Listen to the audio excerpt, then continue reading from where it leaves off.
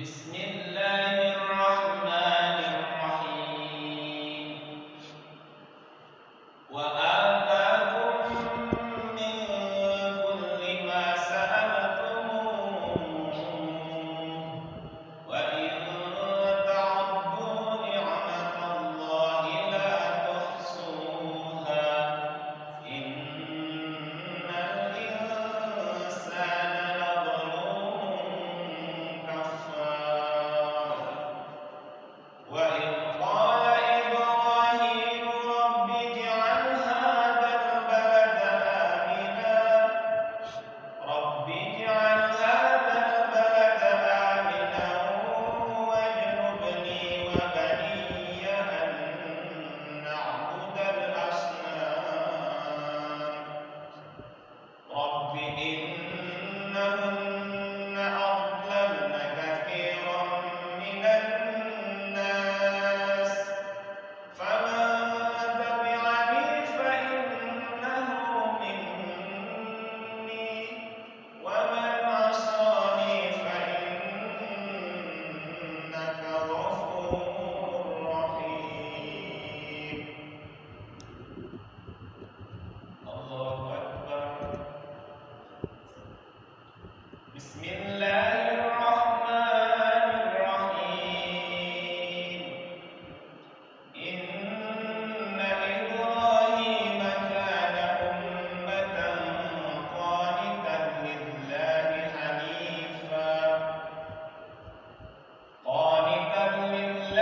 hanifan wa lam yakun minal musyrikin. Syakiran li'an'amihi ijtabahu wa hadahu ila siratin mustaqim. Wa atainahu fid dunya hasanah wa innahu fil akhirati laminas shalihin.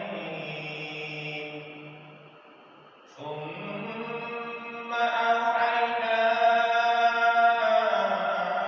ilaika an ittabi' millata Ibrahima hanifa wa ma kana minal musyrikin.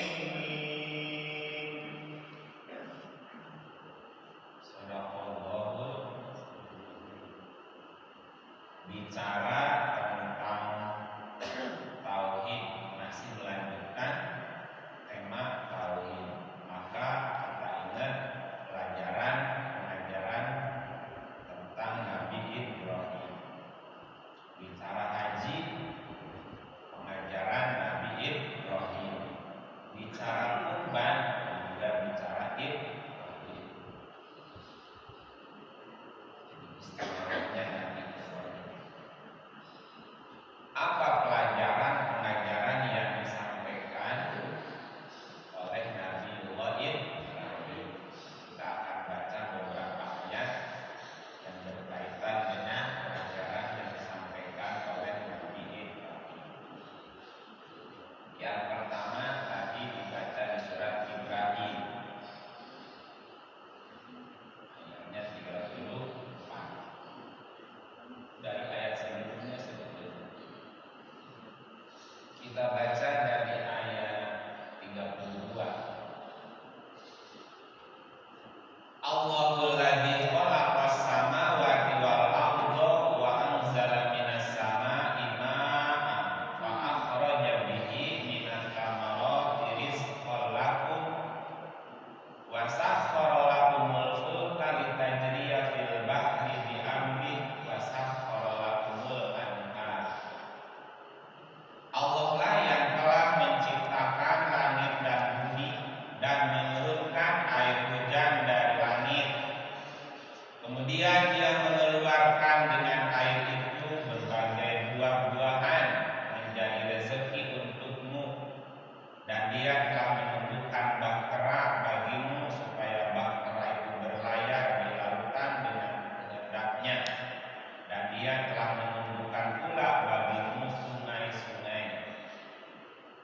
Wa sakhkhara lakumus syamsa wal qamara da'ibain wa sakhkhara lakumul laila wan nahar. Dan Dia telah yang terus-menerus beredar dalam orbitnya dan telah menunjukkan bagimu malam dan siang. Wa atakum min kulli ma sa'altumuhu, dan Dia telah memberikan kepadamu keperluan dari segala apa yang kamu mohonkan kepadanya. Wa in ta'uddu ni'matallahi la tuhsuha, dan jika kamu menghitung nikmat Allah, tidaklah dapat kamu menghinggakannya. Innal insana ladzalumun kafar, sesungguhnya manusia itu sangat zalim dan sangat mengingkari nikmat Allah. Wa idh qala Ibrahimu rabbi ij'al hadzal balada amina wajnubni wa baniya an na'budal asnam.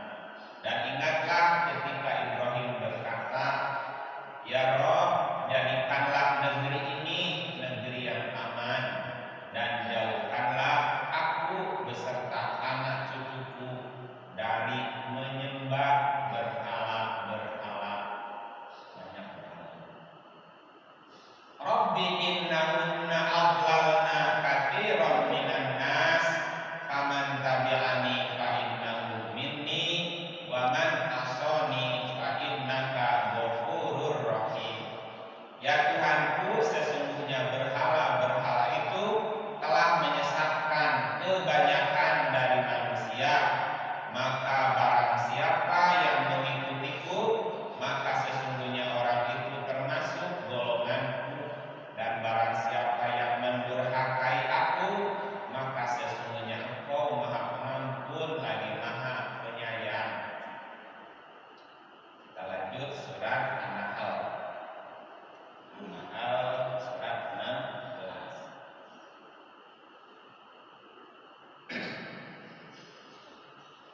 Tsumma inna rabbaka lilladzina 'amilus su'a bijahalatin tsumma tabu min ba'di dzalik wa aslahu inna rabbaka min ba'diha laghafurur rahim.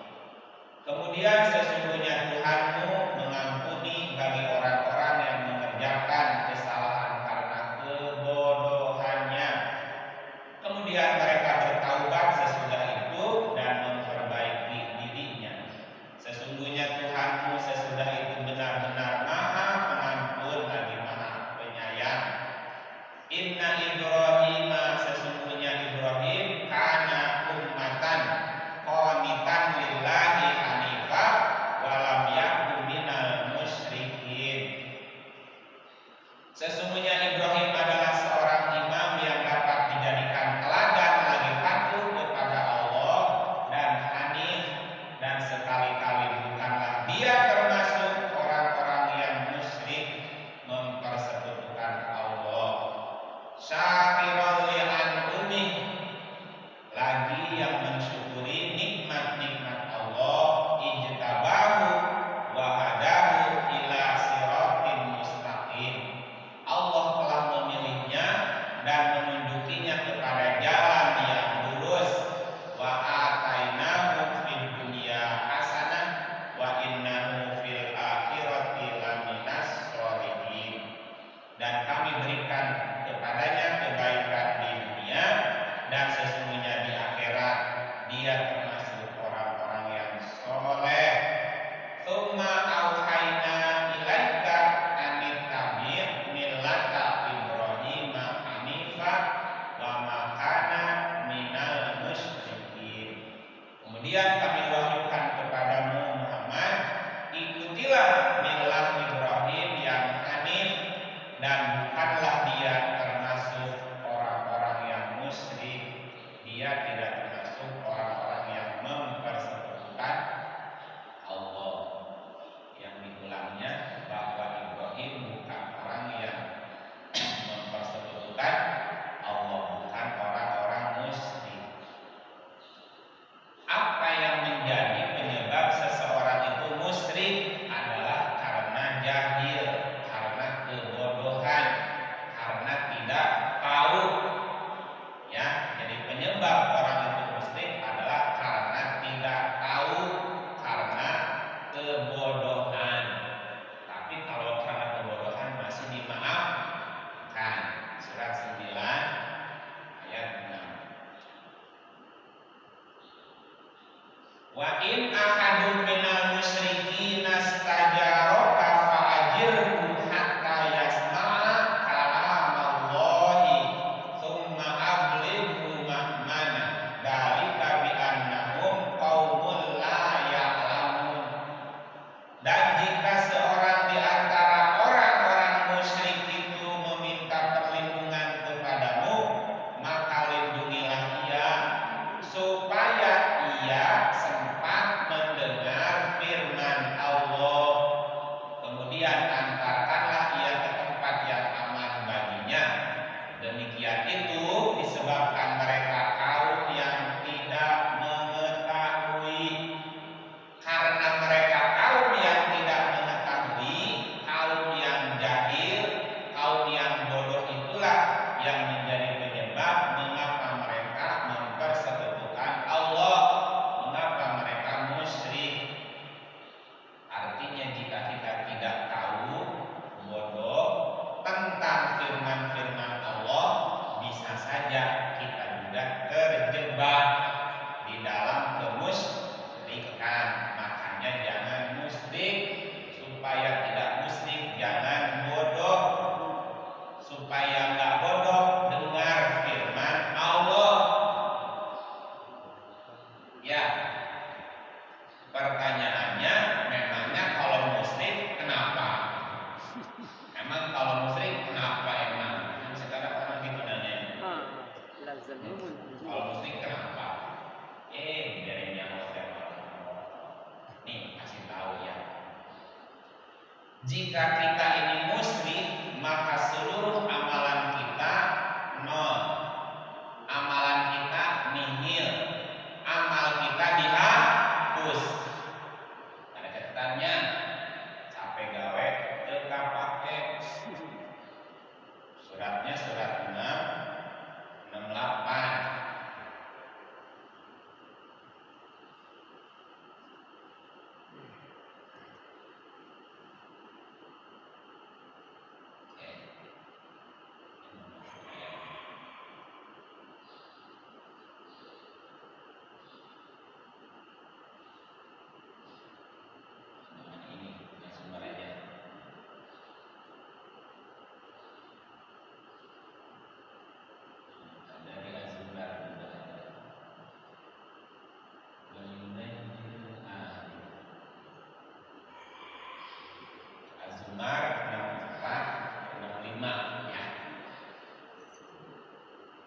Bismillahirrahmanirrahim. Qul afa ghairallahi ta'muruni a'budu ayyuhal jahilun.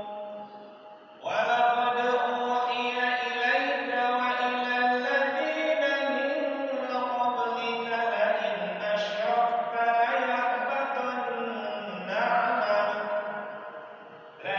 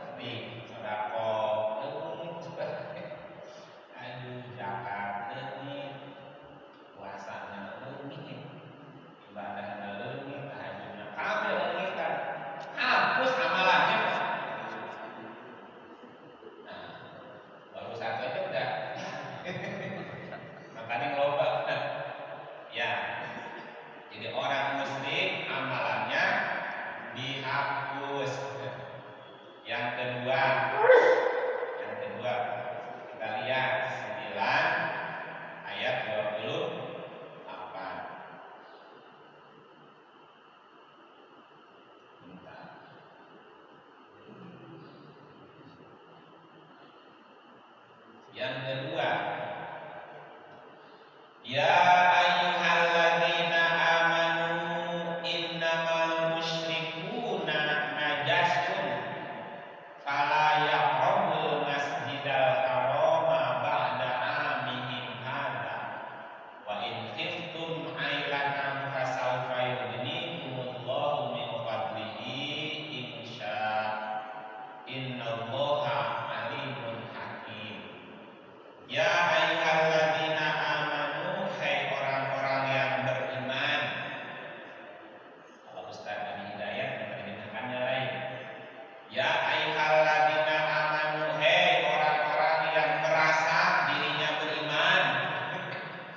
Gitu. Kalau masih merasa beriman nih, dikasih tahu ya. Yang merasa dirinya beriman. Innamal musyrikuna, sesungguhnya orang-orang musyrik itu najas, najasun, najisun. Jadi orang musyrik itu najis.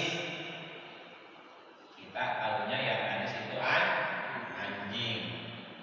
Dasar anjing. Nah, najis apa? Musyrik. Tempatnya innamal musyrikuna najasun. Sesungguhnya orang-orang musyrik itu najis. Najis mainan. Nah, kalau kita terkena najis anjing, bisa disergap tuh? Bisa 7 kali di musrik. Kata musrik, kumanya rebutan. Kenapa? Karena musrik kotornya di dalam hati, kumah-kumah aja. Saya kumahnya hari najis keluar nggak bisa dipercaya kayak 7 kali bersih. Hati najis Pak, kumaha tadi sunnah makruh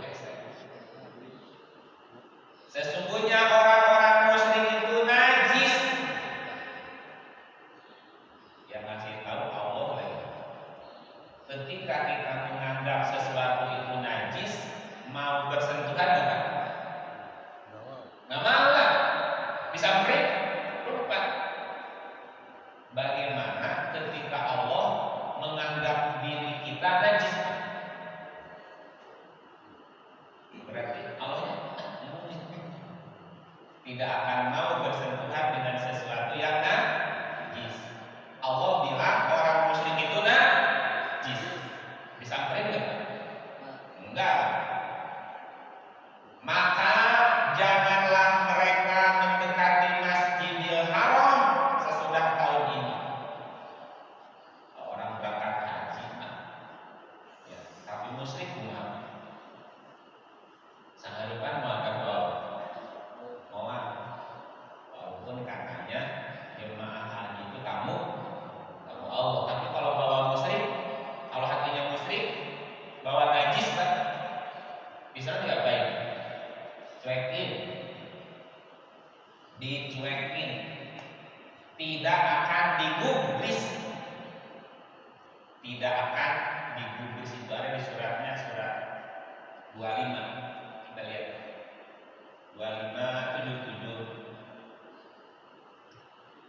Qul ma ya'ba'u bikum rabbi laula du'a'ukum faqad kadzabtum fasawfa yakunu lizama. Katakanlah kepada orang-orang musyrik, Tuhanku tidak mengindahkanmu karena najis, maka tidak akan diindahkan. Tidak diindahkan berarti tidak akan digubris. Bapak bertamu nih, kan haji tamu Allah ya, tamu Allah. Kenapa? Karena haji itu perjalanan menuju ke Baitullah, perjalanan menuju ke rumah Allah. Kita berkunjung ke rumah seseorang, ya. Terus kita dicuekin Pak sama tuan rumah gimana? Sedih nggak Pak? Balik dari jauh dan menurut tangga jam pulang bisa dicuekin. Makanya orang musyrik beda. Ya, bahwa orang musyrik itu yang pertama tadi amalnya dihapus. Yang kedua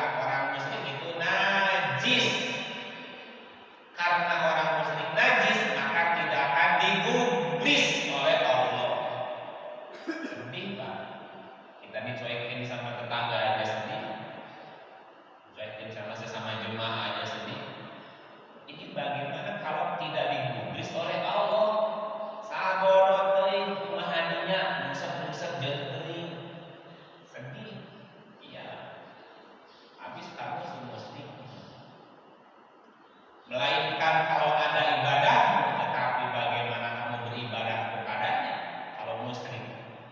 Padahal kamu sungguh telah mendustakannya, karena itu kelak azab pasti menimpa. Tuh. Apa resikonya kalau musyrik? Satu, apa tadi? Yang kedua? Najis. Yang kedua, amalnya dihapus. Ingat kan? Amalnya dihapus. Yang kedua, najis. Karena najis tidak akan digubris. Diampuni nggak dosanya? Enggak. Surah 4 ayatnya 48. Inna Allah la yaghfiru an yushraka bihi wa yaghfiru ma duna dzalika liman yasha. Wa man yushrik billahi faqad iftara itsman 'azima. Maka itu. Inna Allah, sesungguhnya Allah, la yaghfiru, tidak akan mengampuni ayyushraka bihi, perbuatan syirik. Wa yaghfiru ma duna dzalika liman yasha, dan Dia mengampuni dosa yang selain dari syirik itu bagi siapa yang dikehendakinya. Barang siapa yang mempersekutukan Allah, maka sungguh dia telah berbuat dosa yang besar. Tuh, rugi Pak. Amal dihapus, najis, enggak digubris, dosanya tidak diampuni. Oh, apalagi yang berikutnya, karena dosanya tidak diampuni dan najis, amalnya dihapus, kira-kira bakal diberi kebaikan gak oleh Allah? Wah, surat 2 105. Ma yawaddul ladzina kafaru min ahlil kitabi walal musyrikina ayyunazzala alaikum min khairin min rabbikum wallahu yahtassu bi rahmatihi man yasha'u wallahu dzul fadlil azim. Orang-orang kafir dan ahli kitab, dari ahli kitab dan orang-orang musyrik tiada menginginkan diturunkannya suatu kebaikan kepadamu dari Tuhanmu, dan Allah menentukan siapa yang Dia kehendaki untuk diberi rahmat, dan Allah mempunyai karunia yang besar. Kalau musyrik tidak akan diberi rahmat, tidak akan diberi karunia. Oh, banyak orang musyrik benar. Jangan terpesona, jangan terpesona dunia. Kalaupun dia diberikan kelimpahan harta, tunggu sebentar lagi, ya, ditangguh, Pak, ditangguh. Iya benar, ini ayatnya.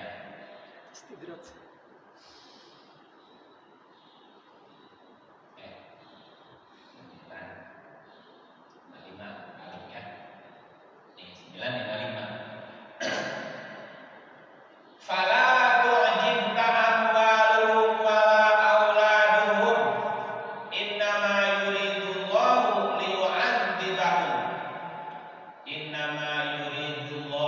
liyu'adzibahum biha fil hayatid dunya wa tazhaqu anfusuhum wa hum kafirun.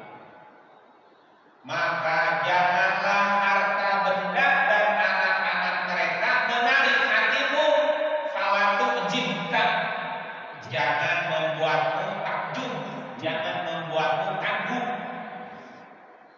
Janganlah harta benda dan anak mereka membuatmu takjub. Biasa saja. Kenapa? Sesungguhnya Allah menghendaki dengan memberikan harta benda dan anak-anak itu untuk menyiksa mereka.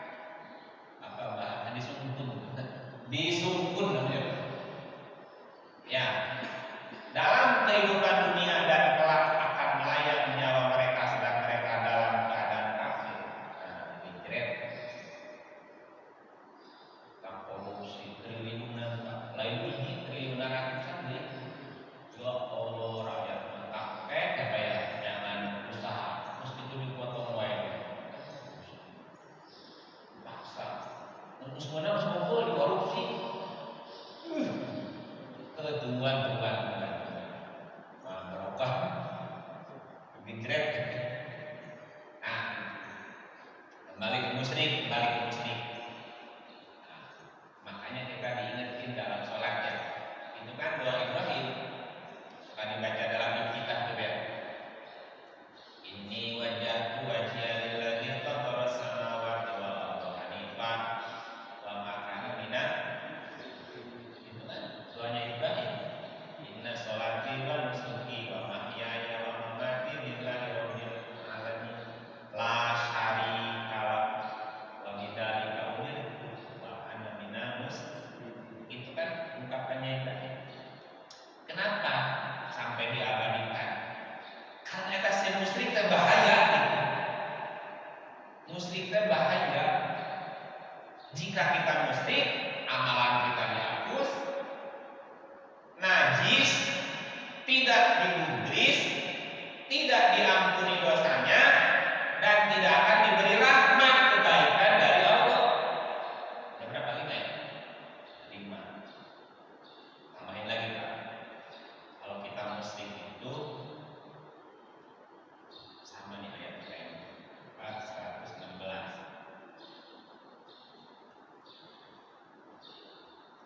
Innallaha la yaghfiru an yushraka bihi wa yaghfiru ma duna dzalika liman yasha wa may yusyrik billahi faqad dhalla dhalalan ba'ida.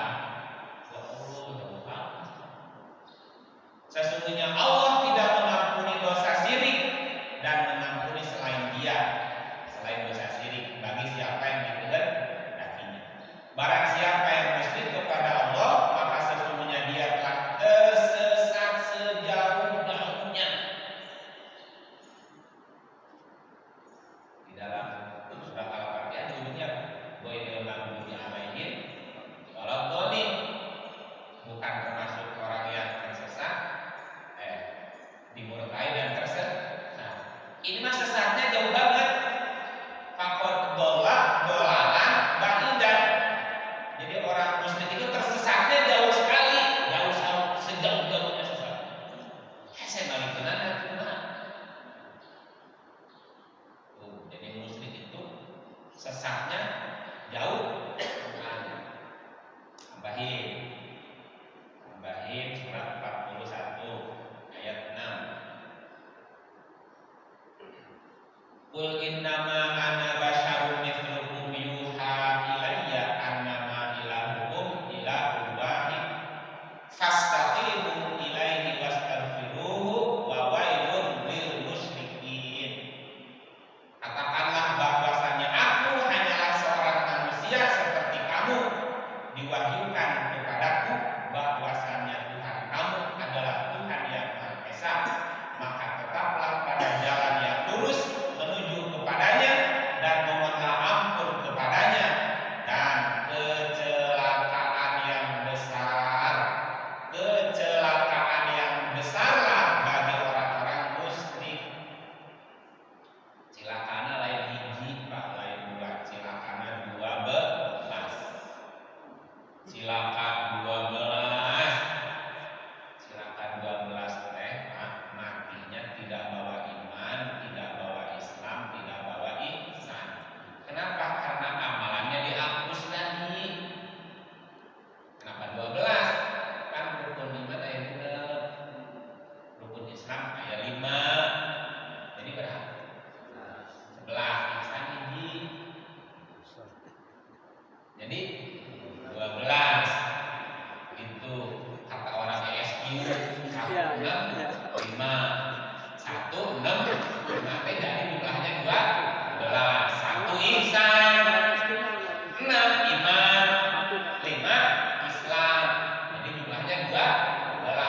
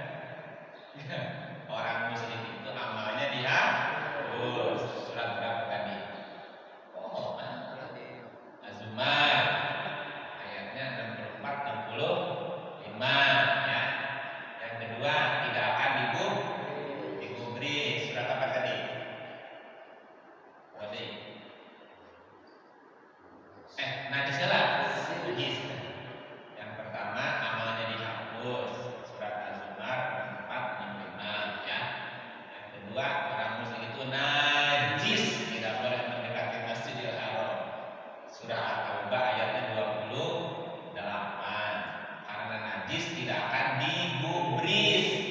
Surah Al-Furqan 25 ayatnya 77. Nah, kemudian dosanya tidak akan diampuni. Surah An-Nisa surah 4 ayatnya 248. Orang musyrik tidak akan diberi rahmat kebaikan.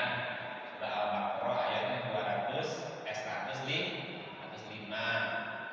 Kemudian apalagi? Orang musyrik itu tersesat sejauh-jauhnya. Surah 4 116. Ini terakhir Pak. Orang musyrik itu celaka. 12. Celakanya besar lagi. 12. Kecelakaan besar, cilakanya 12. Celaka mati nggak bawa iman Islam ihsan. Kenapa? Hapus sama si musyrik tadi. Aduh, celaka 12. Ruginya banget, rugi. Nah, hanya diingetin, ya, diwahyukan kepadamu ikutilah milah Ibrahim, jangan musyrik. Nah, salah satu bentuk kemusyrikan juga termasuk mempertuhankan anak, mempersekutukan Allah dengan anak. Ya, makanya ada peringatan. Surat 7 189. Ya, kita lihat ya.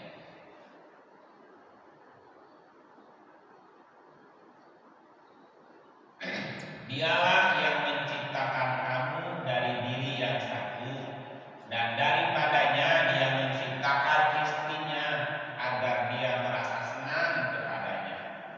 Maka setelah dicampurinya, istrinya itu mengandung kandungan yang ringan, dan teruslah dia merasa ringan beberapa waktu. Kemudian tatkala dia merasa berat, keduanya suami istri bermohon kepada Allah Tuhannya seraya berkata, apa doanya Pak kalau pengen punya anak? Ataina sholihan. Apa doanya? Sesungguhnya jika Engkau memberi kami anak yang sempurna, anak-anak yang soleh, tentulah kami termasuk orang yang bersyukur.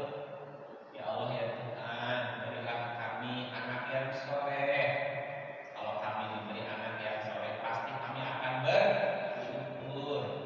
Kan begitu Pak. Memang setiap orang tua ingin anaknya sempurna, ingin anaknya soleh. Anaknya sempurna, anaknya soleh, jadi adikmu. Tuh lihat anak gua tuh, anak lu. Jadi ngebandingin Pak akhirnya. Ya, apa yang terjadi berikutnya Pak? Falamma atahuma sholihan ja'ala lahu syuraka'a fima atahuma fata'ala Allahu amma yusyrikun. Tatkala Allah memberi kepada keduanya anak yang sempurna, maka keduanya menjadikan sekutu bagi Allah terhadap anak yang telah dianugerahkannya kepada keduanya. Jadi banyak orang tua yang musyrik gara-gara anak. Halo. Maka maha tinggi Allah dari apa yang mereka persekutukan. Jadi salah satu bentuk musyrik ketika orang tua mempersekutukan Allah dengan anaknya, sehingga anak yang sempurna kan dibangga-banggain. Siapa dulu babenya? Soleh-soleh. Dibandingin sama orang lain, anak lu kayak gitu. Dibandingin. Jadi anaknya jadi Tuhan. Nah, ketika anak jadi Tuhan, Pak, dipertuhankan, potong, gitu Pak. Potong itu dipisahin. Gitu. Memang memisahkannya berat, ya. Jadi sebenarnya pengajaran dari kurban pengorbanan itu tadi, Pak, menyembelih kemelekatan, memotong sesuatu yang melekat di dalam diri kita, apalagi menjadi Tuhan. Ya, cinta dunia, potong